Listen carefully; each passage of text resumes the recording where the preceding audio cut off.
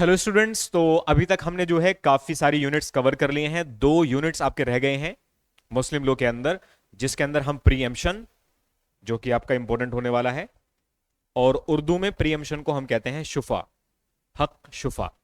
तो एक प्रीएम्पशन पढ़ेंगे हम इसमें, यो आपकी यूनिट नंबर नेक्स्ट दी गई है, जिसको शुफा कहते हैं, और एक्नॉलेजमेंट एंड गार्जियनशिप पढ़ेंगे हम। सो बेसिकली आपकी 2 यूनिट होने वाली हैं।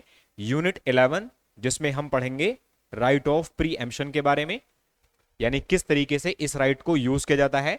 And the second is unit 12 जिसमें हम पढ़ेंगे फैमिली राइट्स, जिसमें पेरेंटेज एंड एक्नॉलेजमेंट के बारे में डिस्कस करेंगे।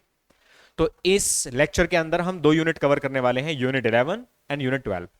तो आपका डाउट था कि मेहर किसे कहते हैं, पहले वो क्लियर कर लेते हैं। तो देखो, मेहर जो है मुस्लिम लॉ के अंदर, अगर सिंपल वर्ड्स में हम समझें तो मेहर का मतलब होता है एट द टाइम ऑफ निकाह, यानी जब मैरिज होती है मुस्लिम्स के अंदर, तो उस टाइम पर हस्बैंड जो है एक अमाउंट फिक्स करता है, एक अमाउंट फिक्स करता है अपनी वाइफ को देने के लिए, जिसको हम मेहर कहते हैं। यानी निकाह नामे में वो लिखता है कि हम 50,000 रुपए या 1 लाख रुपए जो है अपनी वाइफ को पे करेंगे, जो कि एक वाइफ का राइट बन जाता है। इसको कहते हैं मेहर। अब ये जो मनी इसके अंदर दी गई है वो प्रॉम्प्ट हो सकती है या डिफर्ड हो सकती है। प्रॉम्प्ट मतलब जब उसको मांगा जाएगा तभी दी जाएगी। डिफर्ड हो सकती है कि जब उसके साथ हम कोई इवेंट ऐड कर दे, जैसे अपॉन डेथ या upon happening of uncertain event. तो अगर हम उसको सेट कर देते हैं तो वो हो जाएगी डिफर्ड, और प्रॉम्प्ट हो जाएगी आपकी जब हम उसको डिसाइड कर दें कि वो डिमांड पर होगी। तो ये होता है मेहर का कॉन्सेप्ट। तो मेहर के रिगार्डिंग हमने उसके अंदर सारी डिटेल पढ़ी थी, आप उसके अंदर सारी चीज देख लेना। स्टिल अगर समझ में ना आए तो हम आपकी एक लाइव क्लास कंडक्ट कर लेंगे। तो आज जो हम डिस्कस करने वाले हैं उसके अंदर होगा आपका सबसे पहला पॉइंट, जिसको हम कहते हैं राइट ऑफ प्रीएम्पशन। इसको शुफा के नाम से भी जानते हैं, फुल इसको हम लिखते हैं हक ए शुफा, यानी हक का मतलब होता है राइट। तो राइट ऑफ प्रीएम्पशन, अगर प्रीएम्पशन को हम थोड़ा सा डिवाइड करें, प्री का मतलब पहले और एम्प्ट का मतलब किसी चीज को चुनना, यानी पहले किसी चीज को हासिल करने का अधिकार। अब होता क्या है, इसको एक एग्जांपल से समझते हैं। मान लीजिए कोई भी एक सेलर है जिसके पास एक प्रॉपर्टी है। अब ये अपनी इस प्रॉपर्टी को किसी दूसरे पर्सन को, यानी जो इसको खरीद रहा है, जिसको हम वेंडी कहते हैं, कोई थर्ड पर्सन जो कि एक स्ट्रेंजर है, यानी ए, इसको हम ए मान लेते हैं। ए अपनी प्रॉपर्टी किसी स्ट्रेंजर को सेल कर रहा है। अब मान लीजिए जो ये प्रॉपर्टी है, इस प्रॉपर्टी में इस सी का राइट है। मान लीजिए ये कोशेयर है, यानी इनकी जो इसके अंदर ओनरशिप है वो को शेयरर है। तो यहां पर सी को जो है ये एक राइट देता है कि स्ट्रेंजर को बेचने से पहले ये जो प्री एम्प्टर है, यानी सी जो है, ये क्या कर सकता है, इसकी जगह पर इस प्रॉपर्टी को खरीद सकता है डिमांड करके। अब इसका क्या प्रोसीजर होता है वो हम समझने वाले हैं। इन सिंपल वर्ड्स हम कह सकते हैं कि राइट ऑफ प्री एम्प्शन एक ऐसा राइट है, जैसे मान लीजिए हमारी प्रॉपर्टीज हैं जुड़ी हुई। अब ये प्रॉपर्टी बीच में है, तो ये इसको सेल करना चाहता है, तो इन दो का, यानी पड़ोसियों का राइट है कि वो इस प्रॉपर्टी को पहले खरीद लें, क्योंकि स्ट्रेंजर आएगा तो वो कहीं ना कहीं इंटरफेरेंस करेगा। और किसी स्ट्रेंजर से बेटर ये है कि जो ऑलरेडी इस प्रॉपर्टी के साथ रहते हैं, जुड़े हुए हैं, वो इसको खरीद लें। तो इसको कहते हैं राइट ऑफ प्रीएम्पशन। अब राइट ऑफ प्रीएम्पशन जो है किस तरीके से जो है ये क्लेम किया जाता है, तो सबसे पहले हम देखेंगे कि प्रीएम्पशन के लिए क्लेम करने के लिए सबसे पहले तो वैलिड सेल होनी चाहिए, यानी ए ने अपनी प्रॉपर्टी को सेल कर दिया हो। अगर सेल नहीं किया है, यानी सेल कंप्लीट होनी चाहिए, तो हम कहेंगे एक वैलिड सेल होनी चाहिए और वो सेल कंप्लीट हो गई हो, यानी प्रॉपर्टी जो है पोजीशन में चली गई हो। तो एक सेल वैलिड होनी चाहिए, यानी बोनाफाइड सेल। इनहेरिटेंस इसमें शामिल नहीं होगा, गिफ्ट शामिल नहीं होगा, वक्फ शामिल नहीं होगा, बिक्वेस्ट यानी विल, इन सारी प्रॉपर्टी को इसमें से अलग रखा गया है। यानी इनके अलावा सेल के अंदर हमें देखना होगा कि वो सेल कर रहा हो प्रॉपर्टी को, तो सेल कर रहा हो और सेल कंप्लीट हो गई हो, यानी ए ने बी को पोजीशन दे दी हो। इसके बाद अब क्लेम एक्टिवेट होगा। तो जो राइट ऑफ प्रीएम्पशन है यहां से एराइज होगा वो जब ये दोनों चीज कंप्लीट हो जाएंगी। और जैसे ही ये दोनों चीज कंप्लीट होंगी, इसी के साथ वो क्या करेगा, इन पर्संस के पास राइट आ जाएगा, फर्स्ट सेकंड थर्ड। तो सबसे पहला जो टीयर है, सबसे पहला जो लेवल है, वो राइट दिया गया है शफीए शरीक, यानी को शेयरर। यानी मान लीजिए ए प्लस सी, इन दोनों के पास एक प्रॉपर्टी है, तो इनको हम कहेंगे कि ये को शेयरर हैं। तो इनको उर्दू में कहते हैं शफी शरीक। तो ये क्या है, पार्टनर हो सकते हैं प्रॉपर्टी के अंदर। अगर वो सेल करते हैं तो इनके पास राइट है कि वो प्रीएम्प्ट कर लें। दूसरे हैं शफी खलीत, यानी जिनको कहते हैं पार्टिसिपेटर इन इम्यूनिटीज, यानी कोई ऐसा पर्सन जिनको राइट मिला हो, कॉमन राइट, यहां पे आप लिख लेंगे ऐसा कोई राइट मिला हुआ है जो कि कॉमन यूज का है, तो उनको मिला हुआ है। एंड लास्ट है शफी जार, जार को कहते हैं नेबर, नेबर यानी पड़ोसी। तो सबसे तीसरी कैटेगरी के हैं पड़ोसी, तो पड़ोसी को भी जो है राइट मिला हुआ है यहां पर। तो तीन लोग हो गए, यानी तीन लेवल के लोग हो गए। एक हो गए आपके कोशेरर, दूसरे जिनको कॉमन यूज का राइट मिला हुआ है, और तीसरे आपके नेबर हो गए। तो इन सभी को क्या मिला हुआ है, इन सभी को राइट मिला हुआ है प्री एम्प्शन करने का। यानी ये क्या करेंगे, थर्ड यानी जो हमारा स्ट्रेंजर है, इस स्ट्रेंजर को अगर सेल कर दी गई है प्रॉपर्टी, तो ये क्या करेंगे, पहले ये खरीदने का अधिकार रखते हैं। अब देखिए हमारे इस कॉन्सेप्ट के रिगार्डिंग कि किसको राइट है किसको नहीं है, इस पर एक कंट्रोवर्सी है। क्योंकि अगर हम देखें कोई पर्सन जब किसी प्रॉपर्टी का मालिक बनता है तो उसके पास एब्सोल्यूट राइट होना चाहिए कि वो अपने प्रॉपर्टी को जैसे चाहे ट्रांसफर कर दे। लेकिन हम देखते हैं एक तरफ कि हमारे कॉन्स्टिट्यूशन के अंदर आर्टिकल 19 क्लोज 1F था जो हमें राइट टू प्रॉपर्टी देता था, और ये कब था, 1978 से पहले। क्योंकि 44th कॉन्स्टिट्यूशनल अमेंडमेंट से पहले हमारा जो प्रॉपर्टी का राइट था वो एक फंडामेंटल राइट था। अब जब वो फंडामेंटल राइट है तो उसको कोई एक्सक्लूड नहीं कर सकता, यानी उसके ऊपर रेस्ट्रिक्शंस नहीं लगा सकते। तो इसलिए इसको चैलेंज किया गया कि जो प्री एम्प्शन का राइट है वो कहीं ना कहीं इंफ्रिंजमेंट है, यानी इस अधिकार का वायलेशन है। तो अब दो सिनेरियो आ गए, 1940 मतलब 44th कॉन्स्टिट्यूशनल अमेंडमेंट 1978 के बाद दो सिचुएशन अराइज हो गई। सबसे पहले तो आप ये देखिए कि अब ये राइट जो है फंडामेंटल राइट तो नहीं रहा, इसको बदलकर कॉन्स्टिट्यूशनल यानी लीगल राइट बना दिया गया आर्टिकल 300A के अंदर। तो ये जो प्रोटेक्शन थी यहां पर ये तो खत्म हो गई। तो अब कौन सी चीज कॉन्स्टिट्यूशनल कौन सी चीज अनकॉन्स्टिट्यूशनल हो गई, तो अनकॉन्स्टिट्यूशनल डिक्लेयर कर दिया क्लेम बेस्ड ऑन स्ट्रिक्ट विसिनेज और नेबर स्टेटस, यानी अब जो है सिर्फ और सिर्फ नेबर को राइट जो है अनकॉन्स्टिट्यूशनल माना गया। यानी हमने जो थर्ड टीयर पढ़ा था, ये तो थर्ड टीयर है, इनको अनकॉन्स्टिट्यूशनल कर दिया गया, यानी इनको राइट नहीं मिलेगा। लेकिन आगे जो है ये कहा क्लेम्स बेस्ड ऑन को शेयर या upholding the structural integrity of the property, यानी को शेयरर के पास जो है अधिकार है कि वो अभी भी राइट ऑफ प्रीएम्प्शन रखते हैं। यानी दो अगर पार्टनर हैं, उनमें से एक पार्टनर अपनी प्रॉपर्टी को सेल करना चाहता है तो वो किसी स्ट्रेंजर को बेचने से पहले उसको कर देगा। तो अगर मान लीजिए ए ने और ये सी, ये दोनों पार्टनर एक प्रॉपर्टी के, ए ने जो है बी को प्रॉपर्टी सेल कर दी, तो बी की तरफ से जो है अब ये सी प्रॉपर्टी को लेने का अधिकार रखता है। तो हमारी जो करंट सिचुएशन है वो ये है कि कोई भी को शेयर जो है कर सकता है। 1978 से पहले हमारी सिचुएशन ये थी, और 1978 44th अमेंडमेंट के बाद जो है राइट टू प्रॉपर्टी शिफ्ट हो गया था, तो इसलिए अधिकार जो है चेंज हो गया। तो ये था आपका राइट ऑफ प्री एम्प्शन। अब इसके अंदर जो है 3 डिमांड बनाई जाती हैं, यानी जब मान लीजिए को शेयर का एग्जांपल ले लेते हैं हम, ए प्लस सी इनकी प्रॉपर्टी थी, ए ने अपने प्रॉपर्टी बी को सेल कर दी, तो अब सी क्या करेगा, तो सी पहली डिमांड करेगा जिसको कहते हैं इमीडिएट डिमांड। तो 3 डिमांड करता है ये। पहली डिमांड होगी इमीडिएट डिमांड, जिसको उर्दू में कहते हैं तलबे मुवासिबत, यानी डिमांड है ये जंपिंग की, इसको अनाउंस करेगा इंटेंशन खरीदने की, यानी सी कहेगा कि ये प्रॉपर्टी जो है मैं खरीदना चाहता हूं जिसकी सेल हुई है। तो ये क्या करेगा, फॉर्मल विटनेस रिक्वायर होते हैं इसके अंदर, ऐसा जरूरी नहीं है। दूसरी डिमांड होगा जिसको कहते हैं तलबे इशाद, तो must formally assert the right referencing the first demand strict requirement at least 2 witness. तो यहां पर जो है आपके 2 विटनेस होने चाहिए। दूसरी डिमांड यहां पर इंटेंशन शो करी, यहां पर इसने जो है फॉर्मली असर्ट करा कि मैं इस प्रॉपर्टी को खरीदना चाहता हूं 2 विटनेस के सामने, यानी गली आस पड़ोस के लोगों से कहेगा कि ये प्रॉपर्टी जो है मैं खरीदना चाहता हूं। फिर आएगा लीगल एक्शन जिसको कहते हैं तलबे तमलीक।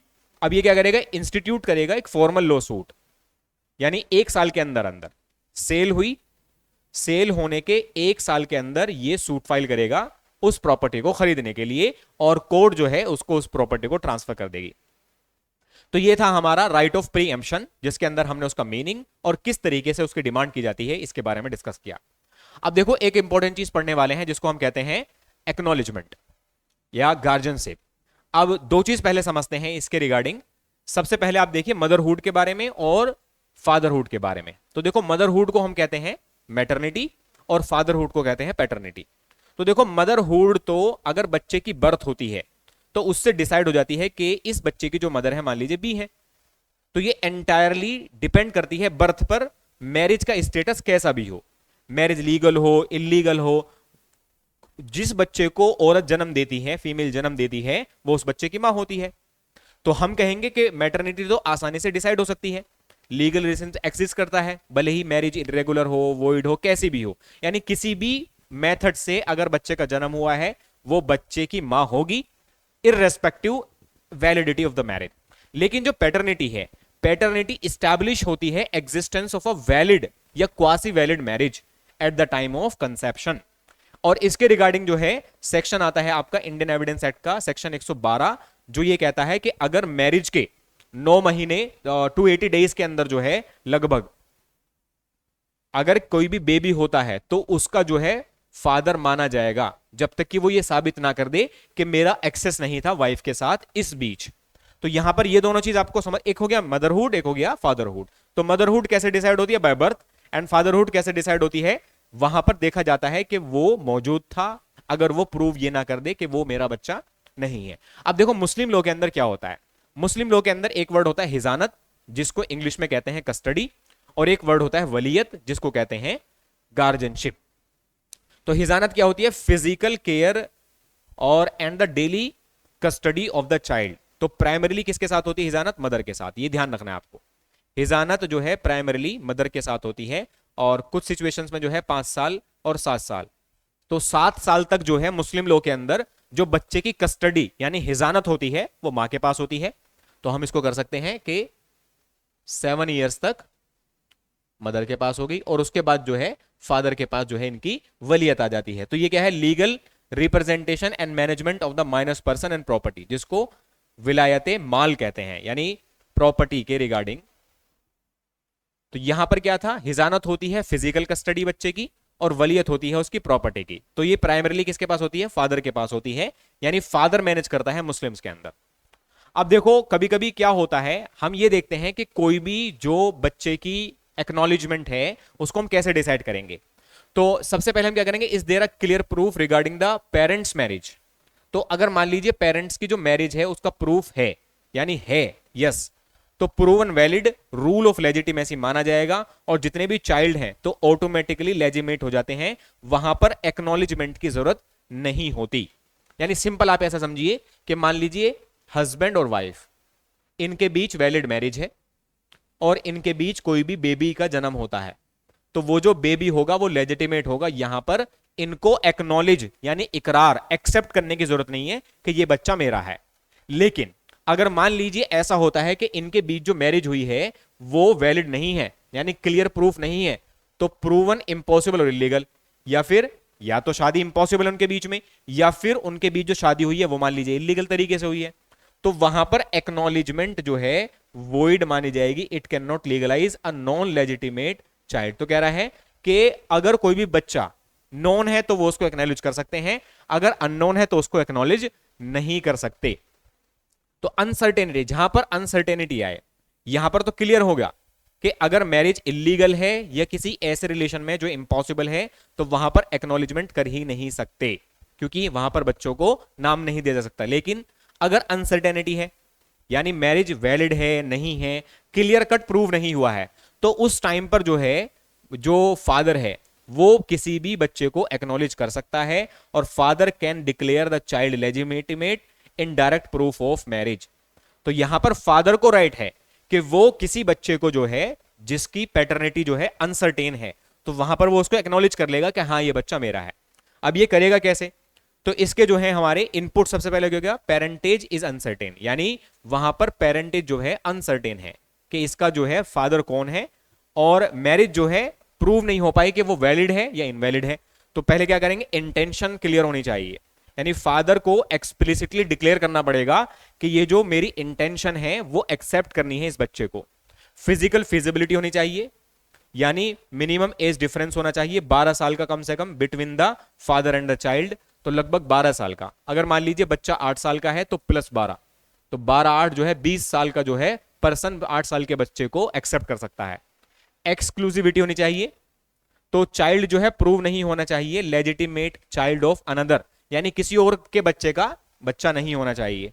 तो यहां पर आउटपुट क्या होगा, वैलिड इकरार। तो अब हम इसको कहेंगे कि यहां पर वैलिड इकरार माना जाएगा। इकरार यानी एक्नॉलेजमेंट।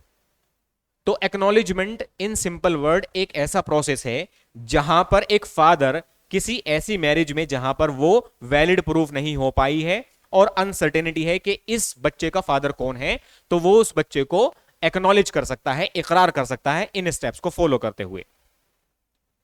इसके साथ जो है वैलिड एक्नॉलेजमेंट कब माना जाएगा, लीगल स्टेटस, चाइल्ड को इंस्टेंटेनियस करना पड़ेगा, म्यूचुअल राइट्स होने चाहिए उसके अंदर, और प्रिजम्पशन ऑफ मैरिज कर लिया जाएगा, यानी हस्बैंड और वाइफ के बीच में जैसे ही ये एक्नॉलेज करेगा बच्चे को, तो यहां पर इनका भी मैरिज मान ली जाएगी एक तरह से।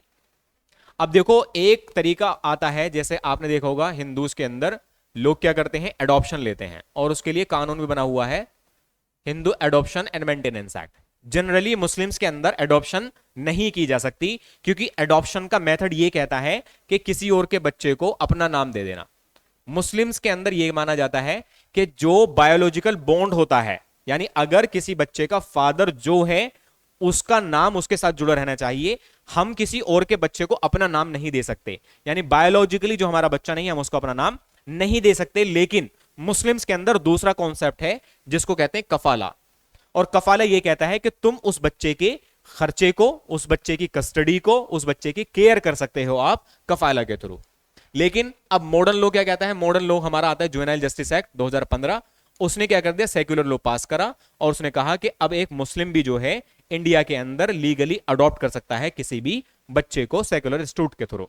तो ये था हमारा मुस्लिम लॉ के अंदर सारी चीजें। अब देखो गार्जियन जो है कौन कौन से होते हैं, एक होते हैं नेचुरल गार्जियन, यानी जो उनके नेचुरल गार्जियन है, जैसे उनकी ओरिजिनल मदर एंड फादर, जिनको डी ज्यूरे गार्जियन कहते हैं, जैसे फादर हो गया और इनके पैटर्नल ग्रैंडफादर वगैरह।